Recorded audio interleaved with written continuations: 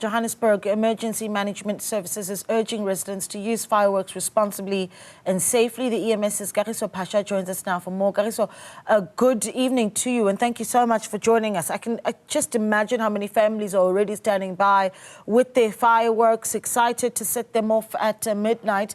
But there's a lot that they need to be thinking about as they make all of those exciting plans, correct? Yeah, greetings to you, ma'am, in the studio and the viewers at home. Yeah. Yeah, when coming to fireworks, yeah, it's a very exciting time that we all look forward to. But it comes with a lot because fireworks can be very hazardous and can be very harmful. So it requires all of us as the emergency management services and the communities we are serving to all work together and make sure that during this time we enjoy it to a point that when we pass over, we are all safe.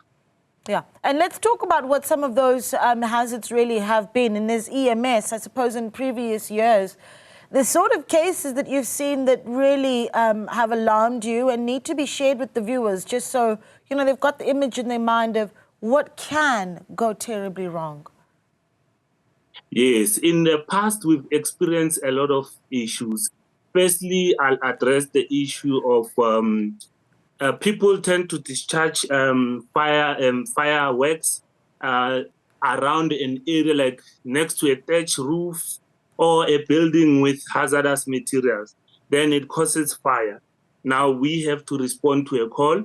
And then secondly, we find kids, the young ones, losing their limbs, eyes, due to using fireworks not being supervised. So at times you find parents, they are not supervising their kids when it comes to that.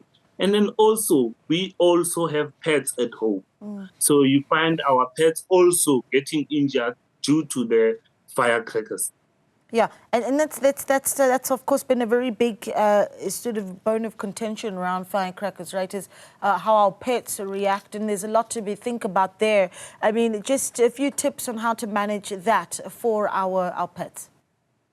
Okay, when coming to pets, during that time where the city of Joburg has issued times whereby we can discharge firecrackers during that time. So during 11 p.m. and 1 p.m., please, before that, at least an hour before, make sure your pet is around, put it inside your home, make sure you close the curtains because they are also sensitive to the light from the fireworks. So make sure that you keep them and you observe them during that time. Try to calm them down. You know, we are used to them. They are like our kids. So try your best to calm those pets down and make sure that you ensure them. But after or before that time that I spoke about, if someone discharges a firecracker, just know that it is not he is contravening the bylaws of the city. So report that to us. Make sure you go to your local police station or report it to us with the assistance of JMPD. We will respond and make sure that that person is fined for that. Yeah, you know, there is also the other issues that you may deal with around this festive season. For instance, you've got the MMC for Community Safety in Johannesburg announcing that liquor outlets in the city may not sell after 6 o'clock. So at this time, according to what the MMC would like to see, no liquor outlets liquor outlets should be selling alcohol at this moment. What does that do for the pressure that you face as emergency management services at this time of the year in a city like Johannesburg? Yeah, we all know that liquor, most of the residents, some of them, they would drink and drive. So that causes us to respond a lot.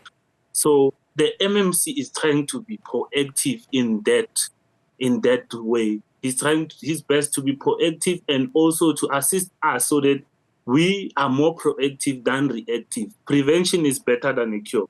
So once we try to control this, like bylaws are they make life easier for us. So the reason why that is happening is because in the past years, we've responded to motor vehicle accidents, people burning their houses because they are drunk and they are sleeping. So it reduces the pressure on our side. So it's better to prevent this before it happens.